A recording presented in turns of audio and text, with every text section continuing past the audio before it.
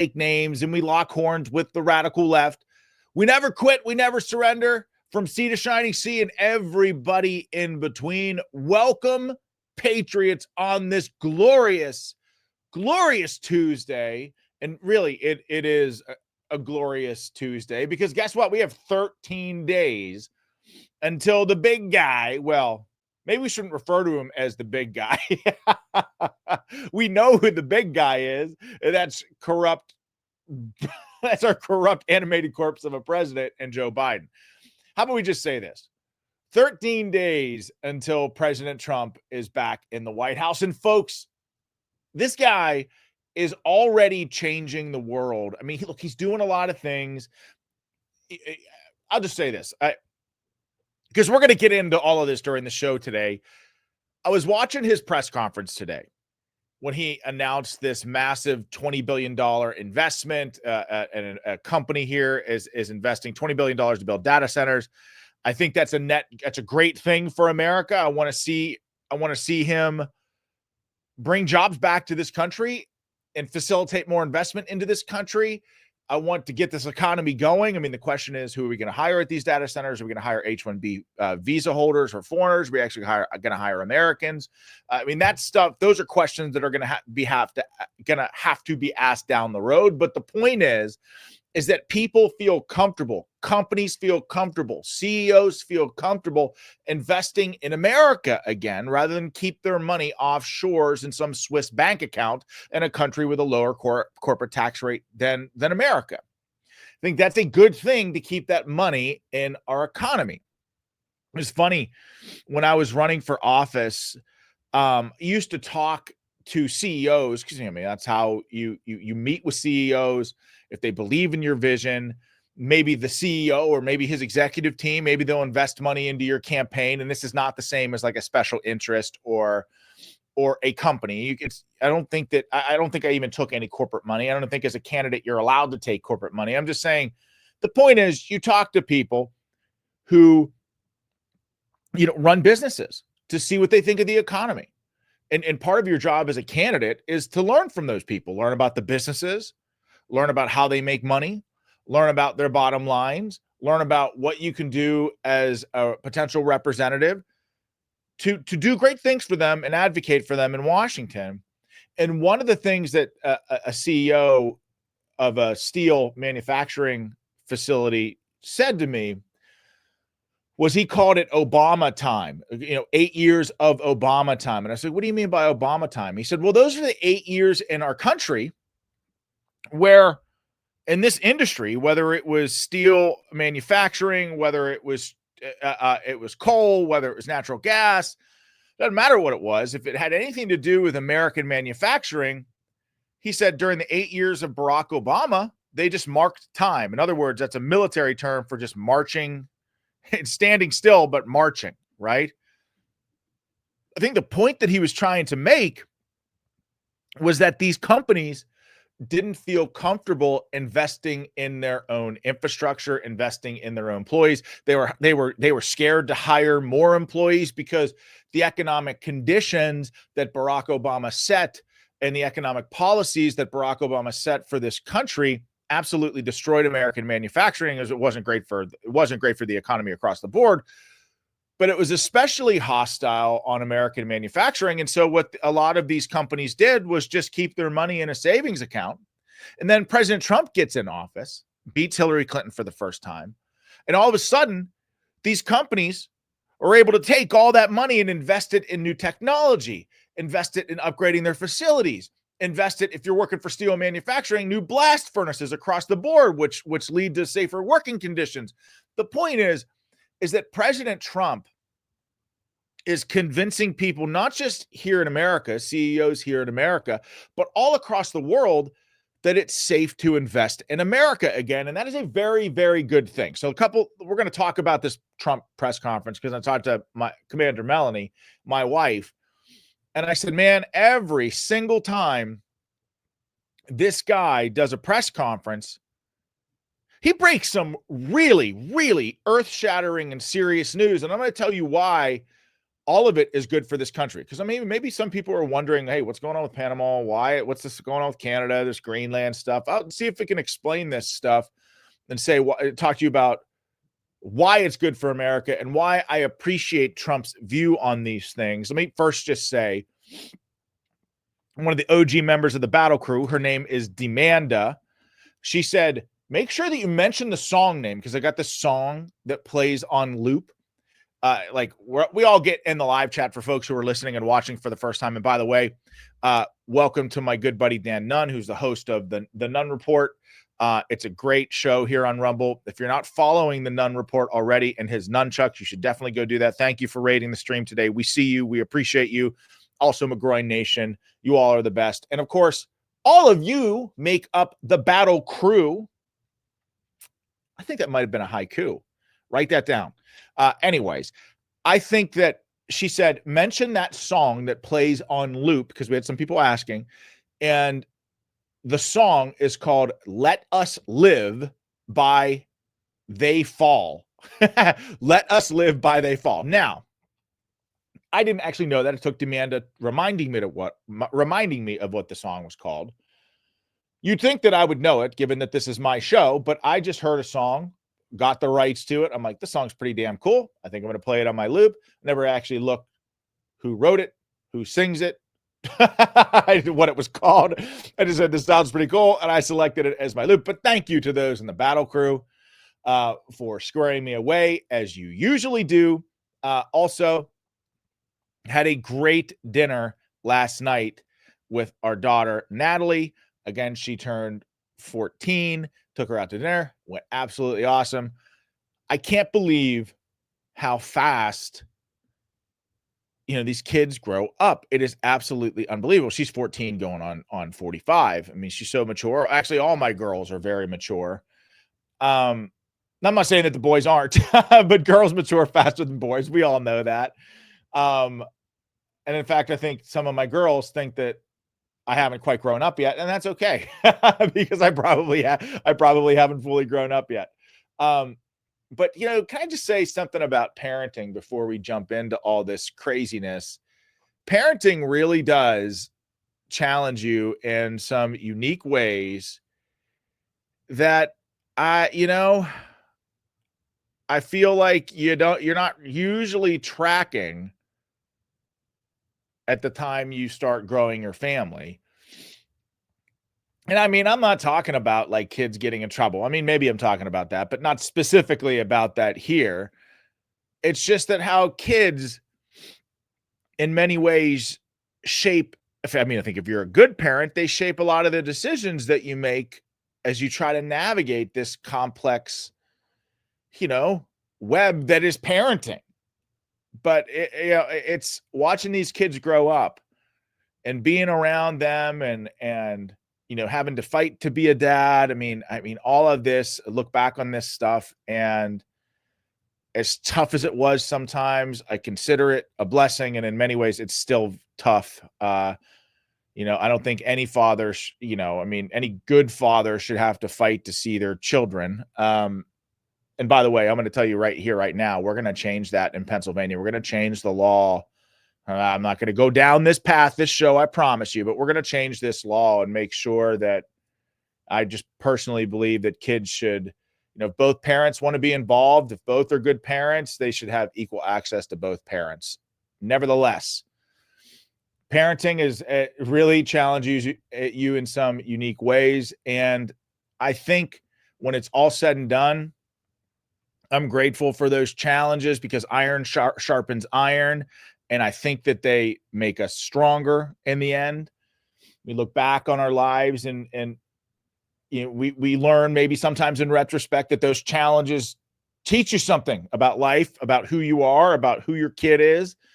And I think that's a good thing, even if we don't understand it in the moment. Okay, so before we get into this, we're going to talk about the Republicans. The Laken Riley Act was voted on the House floor today. It went good, but I got some stuff to talk about that, and then we're going to get into this Trump press conference where he broke just a ton of news. But I see a lot of people on social media talking about the Panama Canal, the Greenland stuff, the Canada stuff. And I'm saying I get where they're coming from completely, by the way, where they say, you know, I'm questioning how this makes America better, not being critical of what Trump is saying, but just wondering like, how does this help us? And I think it's a legitimate question.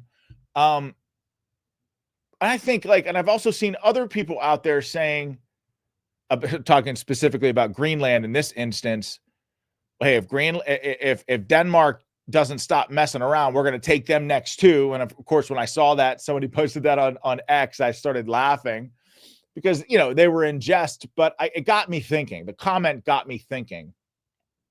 And that was, you know, folks, I think that Americans just want America to win again.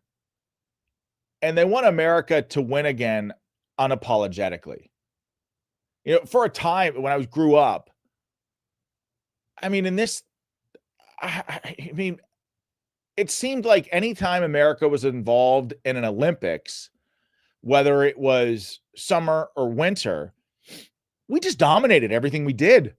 And we were unapologetic about it. We didn't care. We just won. That's what we did as Americans. We're filled with grit and determination and resolve and toughness and a never quit attitude. Like if you get knocked down, you get back up again. This is part of who we are. We're competitors. We're rugged individualists. And I don't know if it's just me, but it certainly seems like along the way, we've lost that. Not all of us, but many Americans have maybe lost that cutting edge, lost that, you know, relentless determination, that competitive spirit. And I really think that what Trump is representing now, beyond just the policies in and of themselves, is America coming back and unapologetically winning. I mean, think about just even the movies from the 80s and even the 90s. Like, I mean, the 80s gave us and the 90s gave us Sylvester Stallone. They gave us, you know, Steven Seagal, Arnold Schwarzenegger, even though he's a dirtball lib who's not really from America. But the point is, he played big, tough, strong American action hero. And I feel like while some of that's making a comeback, we're not quite there yet. Bruce Willis was another one, Die Hard. I mean, one of my favorite movies of all time. But I think people just want to see America win. And I think when Trump starts talking about the Panama Canal, people see it as a win. When people start talking about, oh yeah, this is what we do as Americans. You know, we talk about Greenland, it makes us stronger, makes us better. Hey, that's a win. Talking to Canada, who's taken advantage of us for decades now, both in their trade and their over-reliance on American military might to protect them from Russia and China. Hey, you're done taking advantage of us.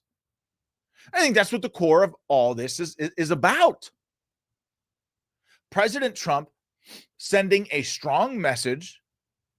You know, we're talking about Canada, Greenland, and Panama Canal now. And you know, President Trump also issued in this press conference today a very strong statement about the Americans held hostage by Hamas, and said if they aren't released by the time he walks into office, all hell is going to break loose in the Middle East. But folks, my fellow Americans, there is a common thread here that runs through each and every one of those statements, and it is a finger in the chest of America's allies, a finger in the chest of America's enemies, and saying the time of taking advantage of America is over. It ends now. I'm not even president yet, but it ends now. And I like that. I like that. And you remember just the movie American Sniper? Let me come over here to the live chat. While I do it, make sure you smash that like button, that little green thumb beneath the video. You guys remember the movie? Have you all seen the movie American Sniper? Do you remember that movie? It was met with meteoric success. And if you think back to that time, do you remember Michael Moore, the liberal Hollywood producer who started attacking Chris Kyle? And I mean, it just threw Americans into an uproar because, Chris Kyle, his nickname was the Legend, did great things for this country. That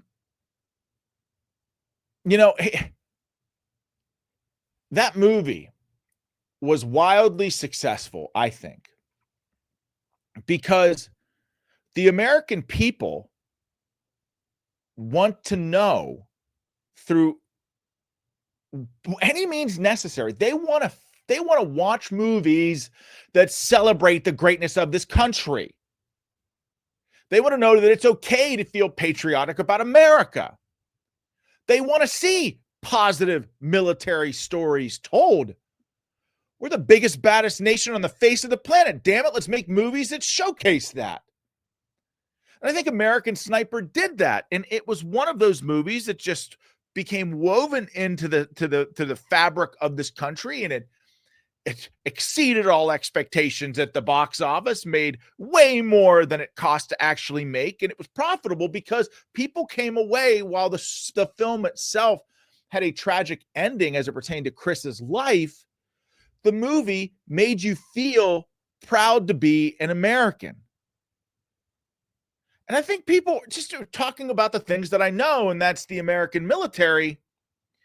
Think about how Hollywood has really done a grave disservice to our military warriors. And I mean this.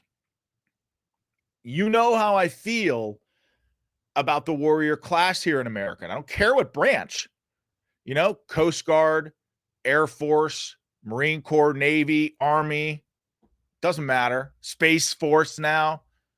I think I got all the branches. But my point is, the warrior class is exceptional. I believe that they are America's most precious natural resource.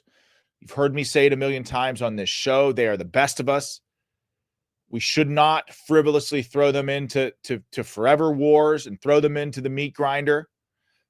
Diplomacy and the pursuit of peace should always be on the table. This is what I appreciate about Donald Trump, his love and appreciation of the warfighter, the people who keep this country safe.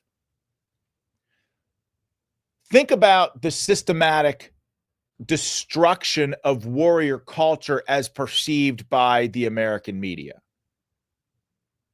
Almost every single movie, if it's popular, is about a broken veteran in some way. If it's a veteran type movie is what I mean. Almost every one. Or, he's broken by his experience of the war. Oh, look, he's got PTSD. He's broken. He's struggling.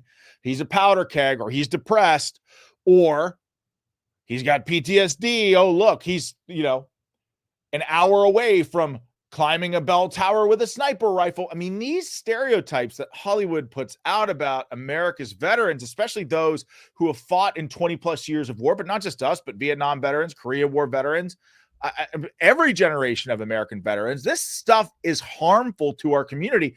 And you see it play out even in veteran monuments. I'm not talking all of them, but most of them have veterans like looking all sad, holding their chest and looking up to the sky, looking all forlorn. And I think to myself, stop making us look like victims. I volunteered to protect and defend this country. I'm a volunteer. I'm not a victim. Even though my combat experience was hell, I would volunteer to do it again. So these monuments, paint a military veteran, on a knee with his rifle at the ready, pulling security. That sends a message to every other veteran that, hey, there are still other missions out there. America still needs you. So take a knee, drink water, stay in the fight. But I mean, this is just one example of the United States military. I mean, Hollywood does this. There is a systematic movement in this country. Hollywood, the media, our education system, that does nothing but guilt people for loving this country. And it starts at a very young age. I mean, a lot of these history courses are selected to cover things, bad parts of American history. maybe things that we're not too proud of. But again, what makes America truly exceptional is that we always seek to right the ship. That's why we're different than everybody else. And I think with Trump, he represents something different. With Trump, he represents an America that is proud and unapologetically so, that's not afraid to win. I think this is what he means by America is going to win again. You're going to do so much winning. You're going to be tired. I mean, this is what he means. And I think I don't think I know this is the core of many of his statements and why he's talking in the way that he does. The way an American president speaks can change the world. And I'll tell you this, Democrat or Republican, if a Democrat president, and I don't think this will ever happen, but I'm trying to be, I'm being intellectually honest here. If a Democrat president got up at the podium and talked about loving America and, hey, we're going to be strong in the world and we're going to kick ass and we're going to take names and nobody's going to take advantage of us anymore. I mean, I might not agree with that guy. I certainly wouldn't agree with him on the vast majority of things, but okay. At least we start from a place of loving America. These liberals today, these Democrats today, it doesn't feel like they love America anymore. I mean, hell, in some of these liberal areas, you can't even fly an American flag without being labeled some sort of white supremacist. As there's been a movement on the liberal side of the aisle to make the American flag some sort of racist symbol. It's insane to me. But that ends now, I think, with President Trump taking office. Now, let me take a quick break. We're going to talk a little bit about the Laken Riley Act. And then we're jumping right into this Trump press conference where he just broke all sorts of news. We're going to break it down. The media is freaking out about it. Again, I don't quite understand why, other than they're just a bunch of histrionic losers that want to see America lose. But yeah, we're going to get into that in just a second. Let me tell you about My Patriot Supply. In the meantime, we're in crunch time right now. A new administration will be sworn in soon. But as great as that is, that also means our enemies have days left to stir up trouble. So that could mean a cyber attack. That could mean an invasion, or God forbid, a nuclear strike. So until the longtime bureaucrats are out of Washington, I'm not taking any chances. That's why I have an emergency food supply from My Patriot Supply. Right now, they're offering $100 off their 3-month emergency food kit. It's got 2,000 calories per day for 3 whole months. Plenty to get you through even a prolonged emergency. All their food kits last for up to 25 years in storage. Plus, they come in rugged, weatherproof buckets. So you just got to go to preparewithvnn.com right now. Order your 3-month emergency food kit. I've got an emergency food supply in my home because my safety, my security, the safety of my family, their security is 100% worth it. You know, for what it costs to get 3 months of My Patriot Supply. I mean, look, it's to me, it's worth it to have. It's a modest investment spread out over 25 years. Let's just say that. And if that's what gets my family through a rough time, boy, is that worth it. So, go to preparewithvnn.com, order your 3-month emergency food kit right this second, because, folks, as I say all the time, it's better to be prepared, not paranoid, but prepared. Okay. So today, Republicans wasted no time passing the Laken Riley Act. They passed it 264 to 159. The bill basically mandates that illegal aliens charged with crimes have to be detained and then queued up for deportation. I mean, I think it's a very reasonable thing. If you come to this country illegally, you've already broken one crime. Frankly, that should be enough to detain you and deport you. I mean, seriously. And again, for first-time listeners, because we got a lot of first-time listeners, and we're getting a lot of first-time listeners every day, a lot of first-time viewers joining us for the live show here on Rumble. The left is very sinister when they talk about immigration. I'm just recapping my thoughts on this for people who might be joining us for the first time. They conflate illegal immigration with legal immigration. And they try to kick up all sorts of dust to make it out to seem like Republicans are against legal immigration. I mean, of course, we're not. We have a system that lets in millions of legal immigrants every single year. They come here, they assimilate, they go through a process. It takes years. By the time it's done, they really, really, really appreciate being an American. I mean, most of us are cool with that. Frankly, immigration has gotten so out of control, not legal immigration, but because of illegal immigration, that I think there is merit to a discussion anyway about some sort of a pause on legal immigration as well until we can get this situation under control. I just think at this point it's common sense. When you look at how many millions and millions of illegal alien invaders have come into this country, not just during the last 3 years, but this really started under Obama's administration where they opened the floodgates at our southern border. I mean, there are probably 20, 30 million illegal aliens here in this country, and that is just too much to bear, especially when you consider the economic implications, the national security implications. We saw what happened in Louisiana last week. Cannot let that stuff happen. That's just one person. Look at the damage that one person did. Obviously, this guy is from Texas, but was radicalized by ISIS, so it's a little bit more complicated than that. But the point is, we still face a grave asymmetric threat, and having a wide open southern border does nothing but exacerbate that threat. It's not a good thing. And so the House Republicans passed the bill. 159 Democrats voted against the Lake and Riley Act. 159 Democrats voted against the Lake and Riley Act. Lake and Riley, of course, was a Georgia college student murdered by an illegal alien. And if you read the story about how she was murdered,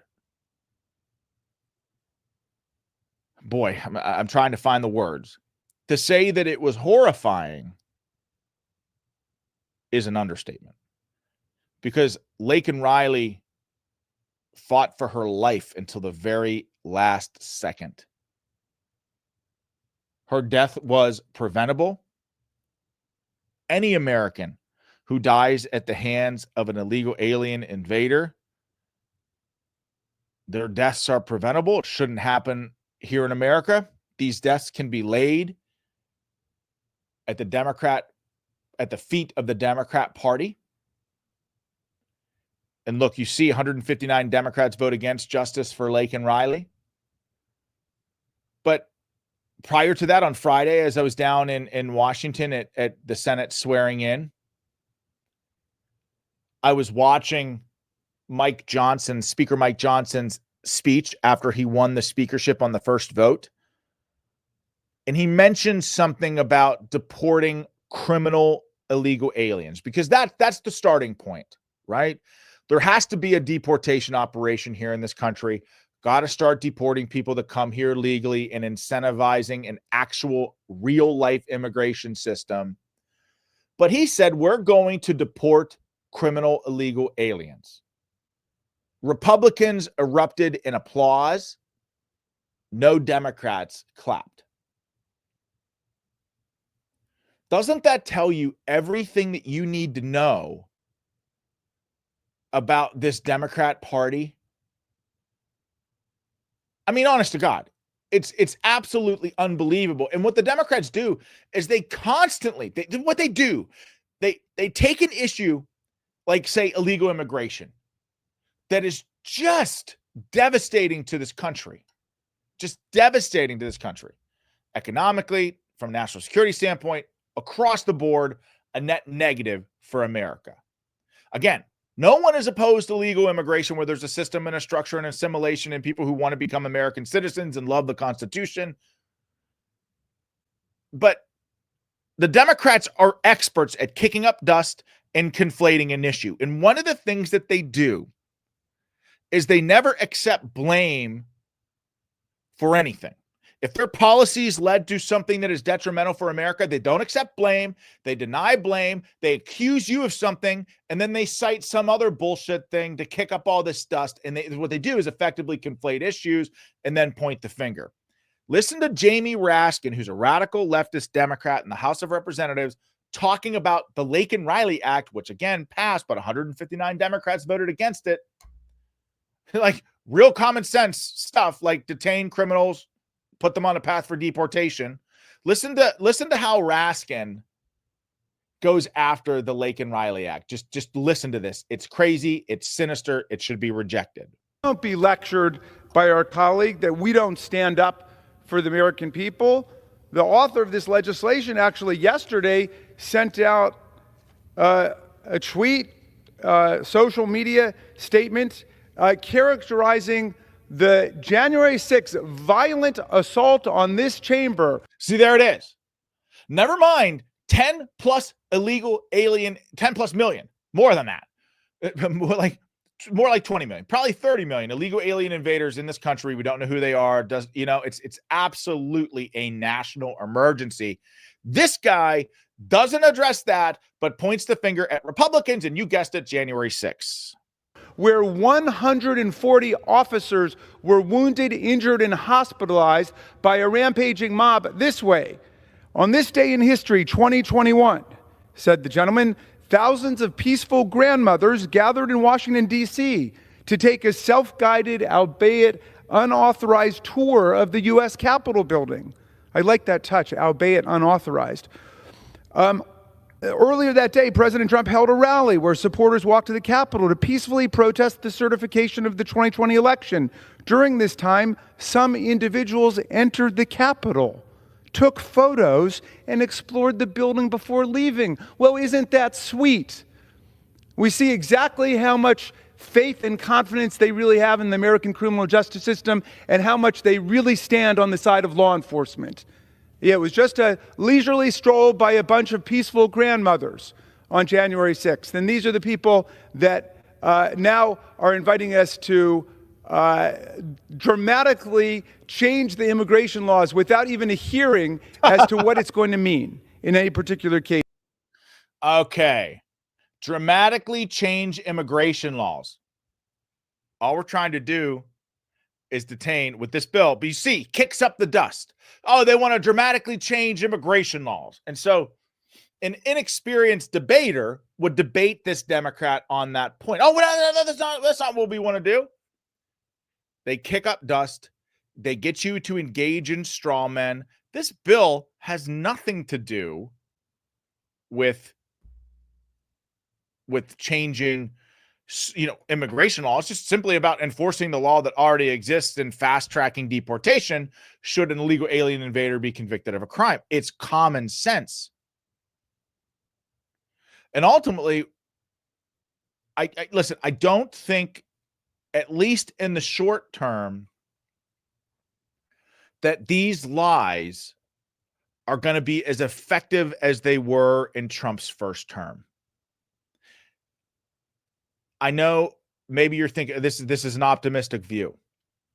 I have no faith in the media. They're all a bunch of hypocrite liars. I'm talking about the corporate media, establishment media, like ABC, just completely lost, but also CBS, NBC, CNN, MSNBC is about to be sold, about to go under.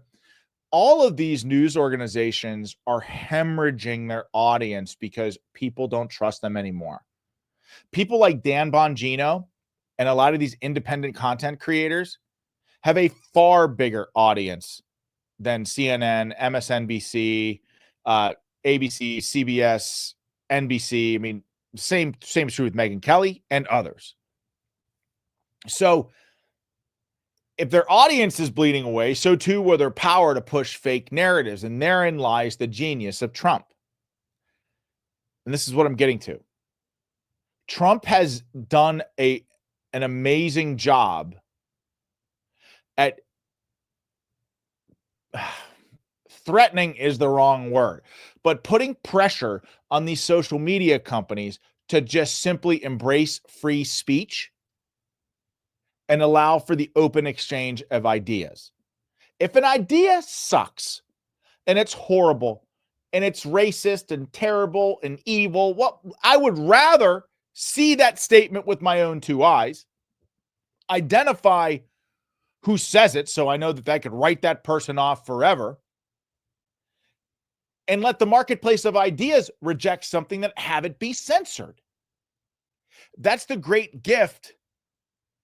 That is the great gift of the United States Constitution.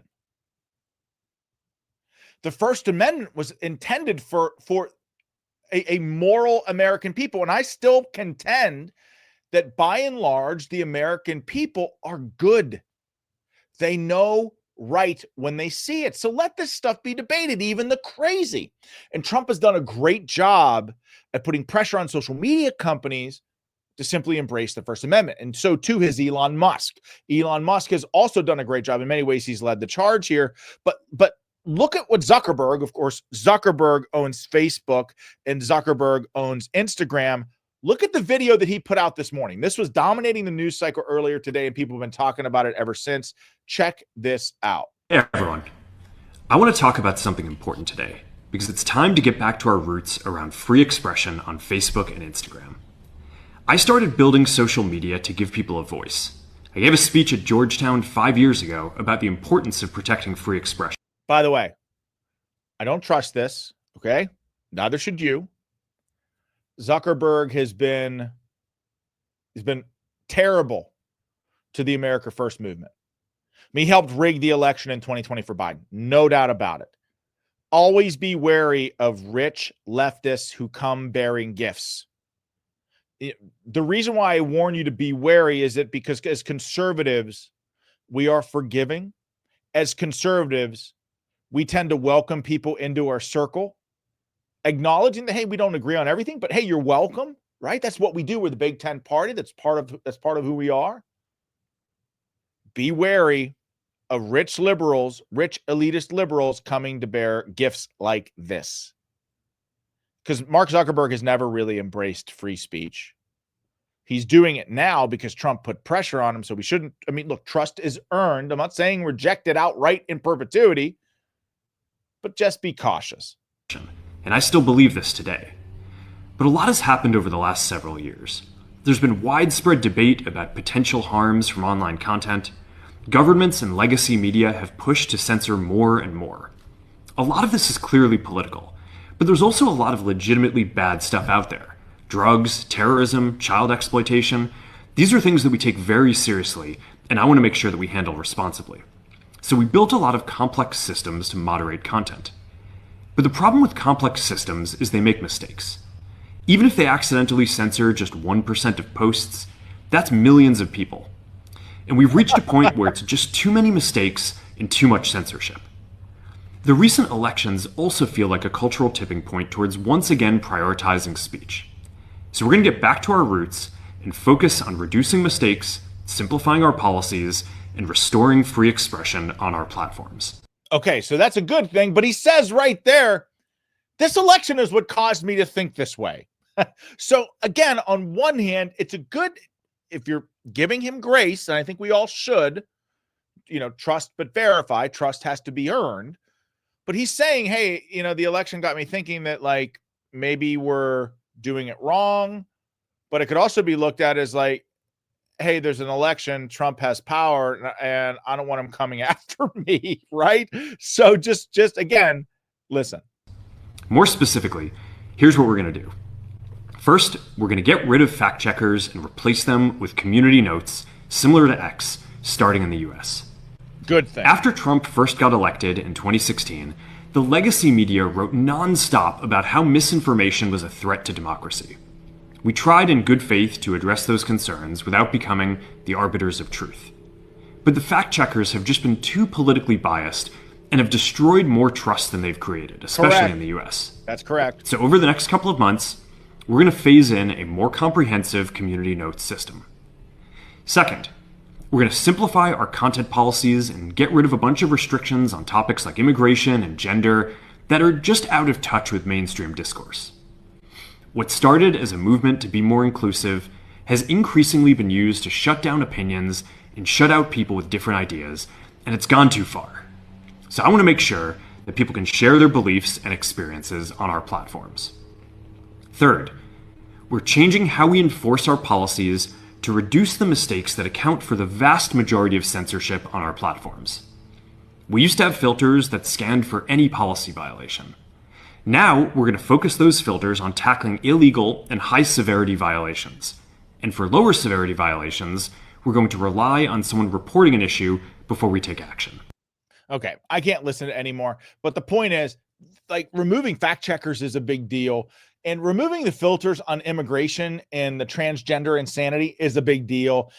Let's see what happens. Let's see if that algorithm changes. But let me tell you, or I'll talk about it from a political angle. The general rule of thumb, or what people used to say back in the day, and I think this is still generally true, is that elections aren't won on X or Twitter. The vast majority of America still isn't on X. While the platform is growing like gangbusters and Elon Musk has attracted a lot of new users who want free speech, I mean, I think the phrase continues to ring true, and that is elections are not won on X.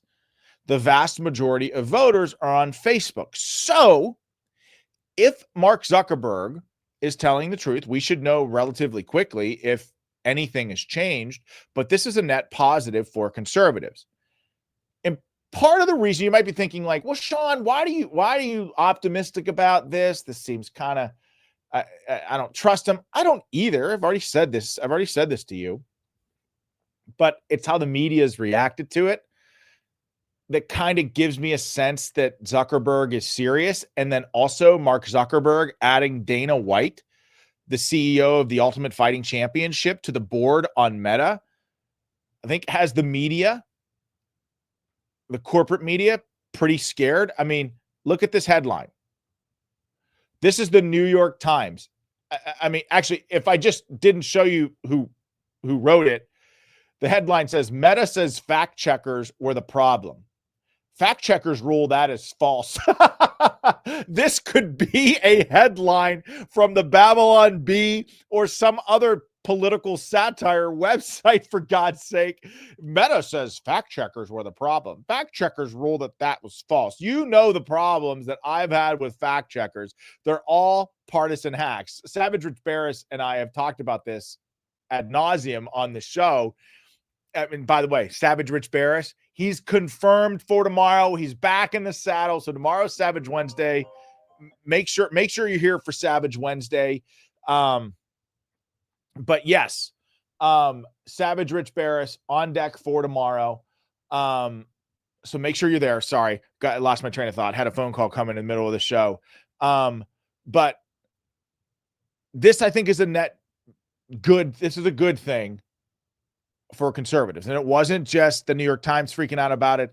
CNN talked about it. Potato, Brian Stelter, and Jim Acosta. Listen to this. It gets to this broader sense that when people like Elon Musk or Mark Zuckerberg talk about free speech, everybody wants free speech. But it oftentimes seems that these tech CEOs actually are favoring or preferring a certain kind of speech, right? They're favoring their own speech or their own political preferences and not the actual entire user or the community's speech. You know, the changes announced by Meta today are very much a MAGA makeover, a pro-Trump makeover.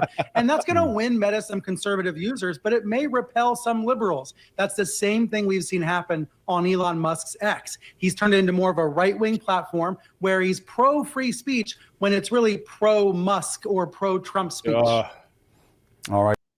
I'm sorry. It's just kind of amazing that here you have CNN, Acosta, and Brian Stelter attacking, social media CEOs, which, by the way, Zuckerberg helped rig the 2020 election in favor of Biden and was censoring America First conservatives all along the way. And then Twitter as well. You remember they kicked President Trump off of Twitter for talking after January 6th, telling people to go home peacefully.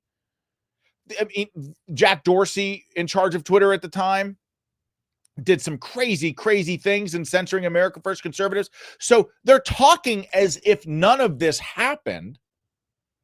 And they're attacking Musk and Zuckerberg for simply embracing, again, I don't trust Zuckerberg, but embracing freedom of speech. And here's all we want, folks. This is the most important part.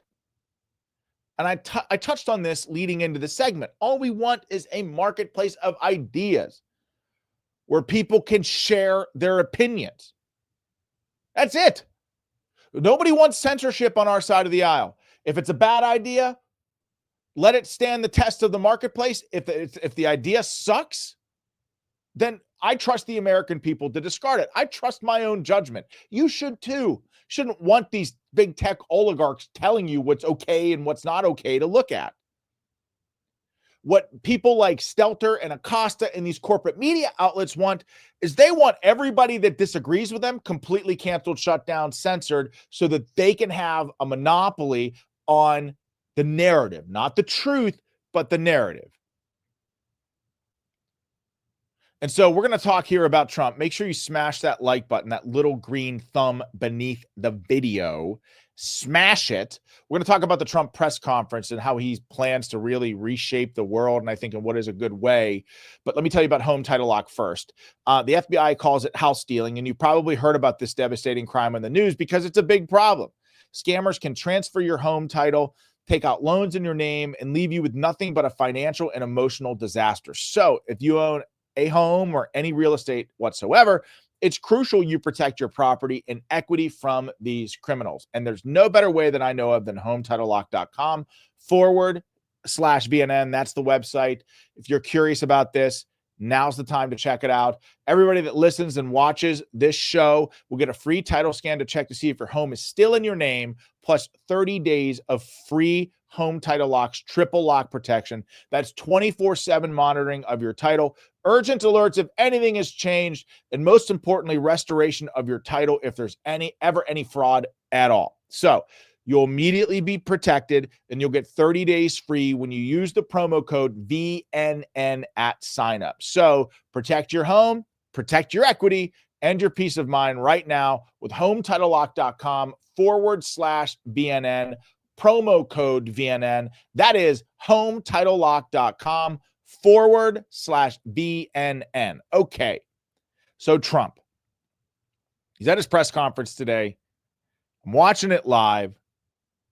I cannot believe how much news this guy is breaking in one-hour press conference. Meanwhile, Biden can't even do a 5-minute press conference. It really is stunning that our country has been able to withstand the damage of 4 years of Joe Biden and company in the White House. It's stunning to me. It actually is a testament to the resiliency of America. But what got my attention was in this press conference with regards to Trump was just how clear it was that he loved America and how serious he is about making this country great again. Listen to Trump about making things in the USA. By 4 times more than any other president cut. We did that in 4 years, and we were just getting started. We'll impose new tariffs so that the products on our stores will once again be stamped with those beautiful words, made in the USA. And we are not treated well, as you know, by Canada. Canada is subsidized to the tune of about $200 billion. I mean, so he's talking about made in the USA. Look,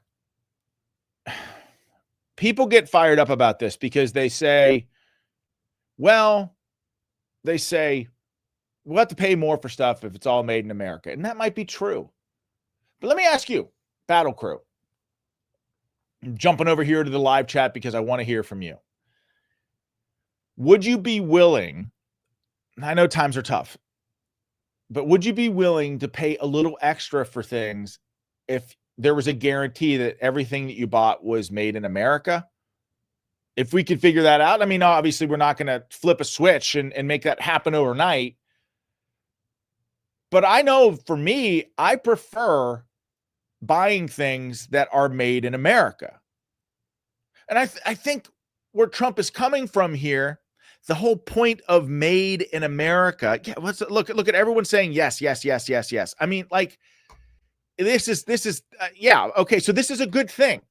I think most of us here are America first. Most of us here want to see America thrive, want American jobs to come back, want small towns to start thriving again. And if we got to pay a little bit extra to chip in to have that, it's okay. But there are also national security implications here. Like steel, manufacturing our own steel. We build aircraft carriers here in America with all American steel because we don't trust other countries to send us steel to build our warships with. I mean, of course, it makes sense. And a lot of these weaknesses, or chinks in the armor, you could call them, were really highlighted during COVID. Why is the vast majority of antibiotic production happen in China? That gives China an enormous amount of leverage against the USA in the event of an actual pandemic, or in the event that Americans actually need antibiotics. If they're producing them all there, China just says, well, screw you. You're not getting them. We're not sending them. We want America to suffer. And so this is why it's important to produce things here. We don't want to give countries leverage over us if we produce things over there. Now, look, doing that allows us to pay less money for things at the store, but if it's good for our country, if it's good for our economy, it's good for national security, and it actually puts our enemies in a tough spot, so be it.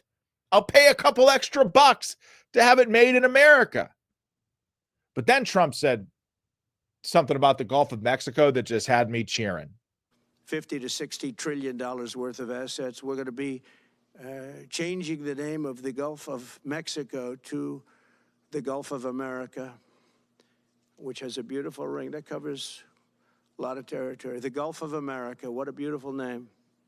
And it's appropriate.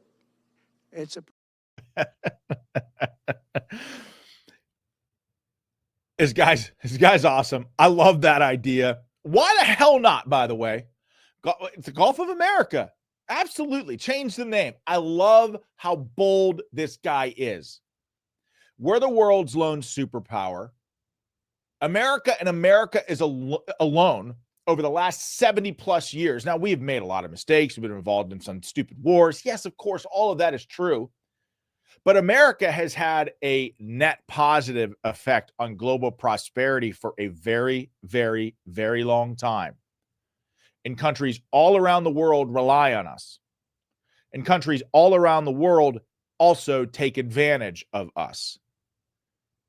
Listen to I'm laughing because this press conference was all over the place. And Brian Dean Wright was texting me today about it too, about how he just loves President Trump. And he just can't help but laugh when he watches the guy.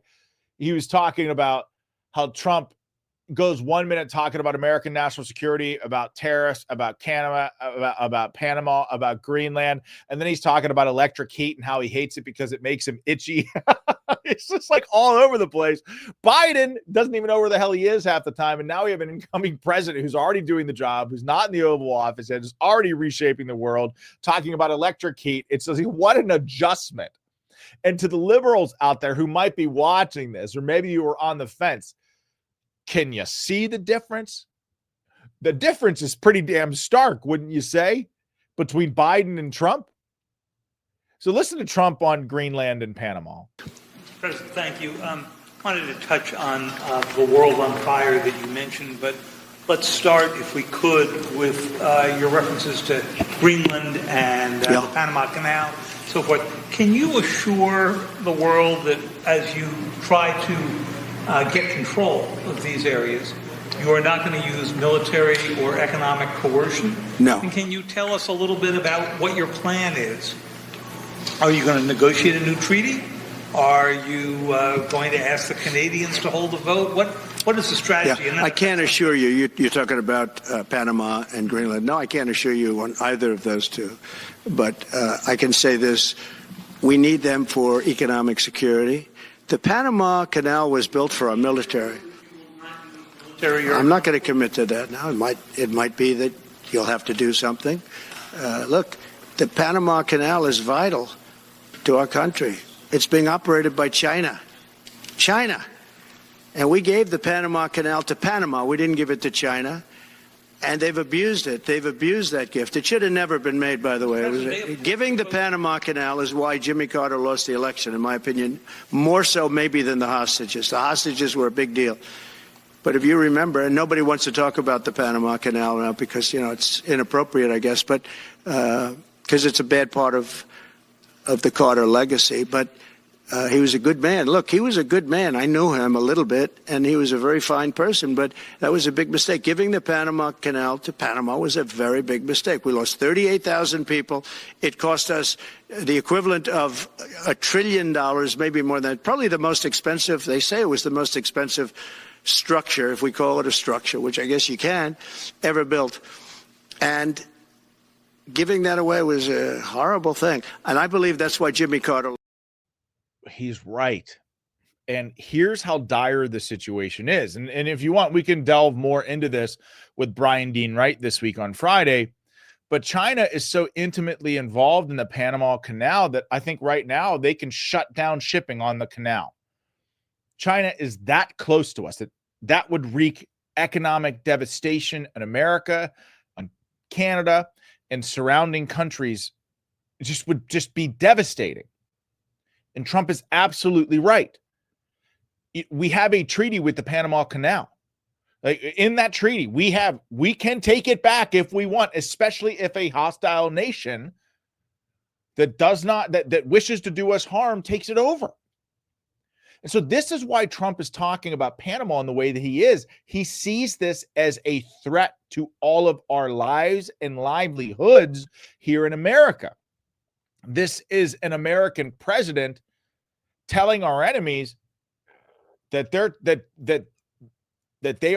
they should be wary of their global maneuvers.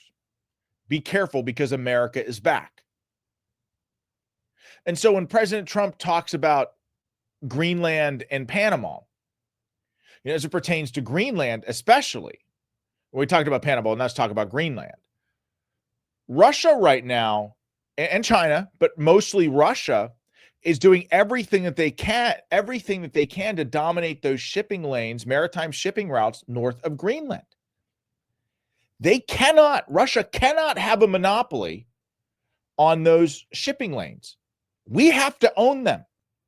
We're the only country in the world that can be trusted to own them because we are the world's lone and world's only ever benevolent superpower.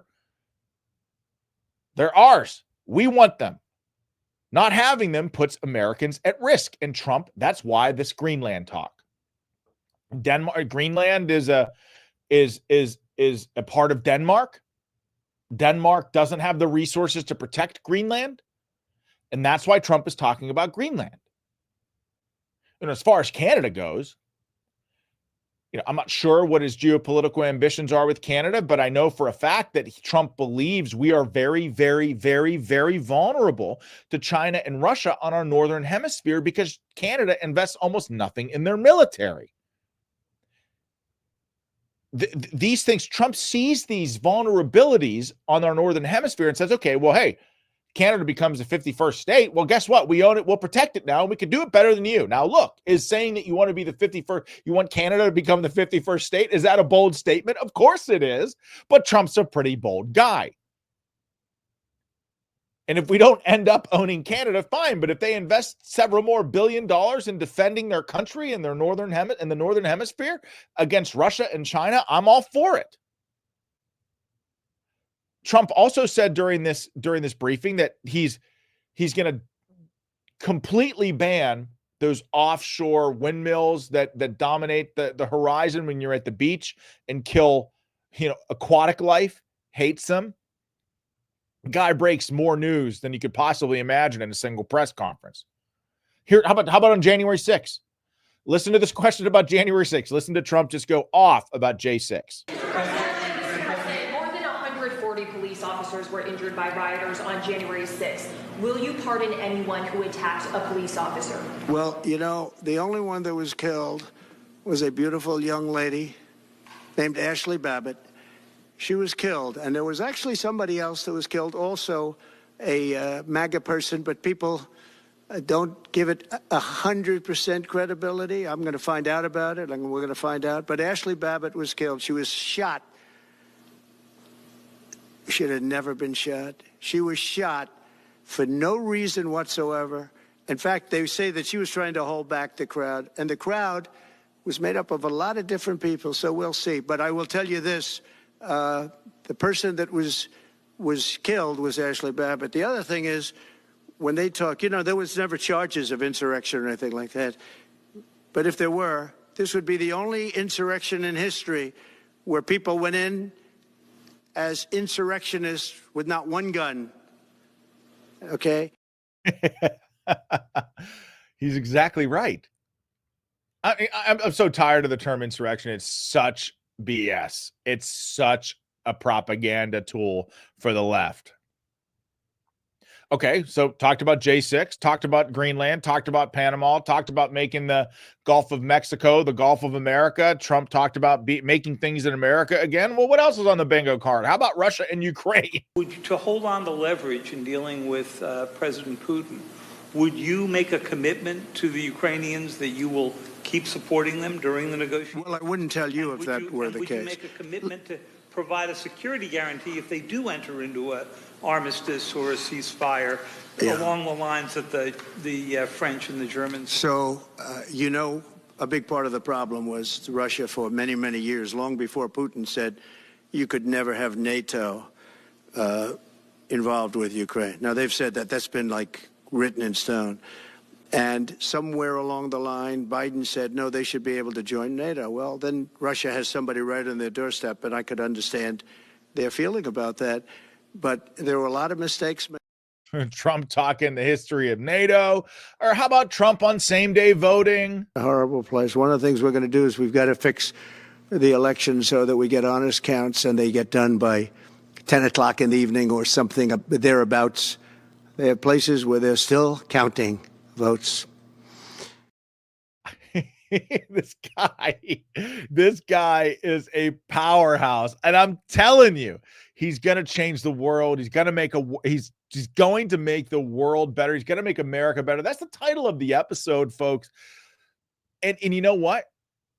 The media and the left, they did not expect him to win.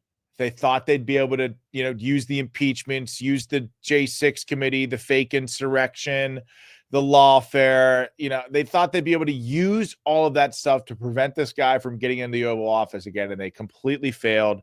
And there's just absolute panic mode. Listen to CNN, Dana Bash wasting no time trying to spin up all these crazy fake narratives about President Trump just because of this one press conference. It's great. Next 4 years are going to be great. Some new information about what he intends to do, or at the very least is not ruling out when he takes office, including not ruling out a military invasion to conquer Greenland, the Panama Canal, and perhaps the annexation of the country of Canada.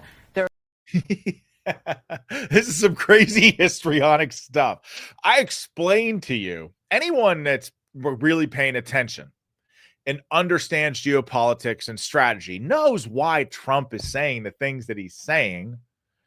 Really, it's because he loves America and wants to make America great, wants to make America safe. He's serious about this. He wants America to win unapologetically. So ask yourself, why is somebody like Dana Bash trying to push false narratives and stuff, trying to fearmonger about President Trump? I mean, one could draw the conclusion that she doesn't like America, doesn't like America being strong,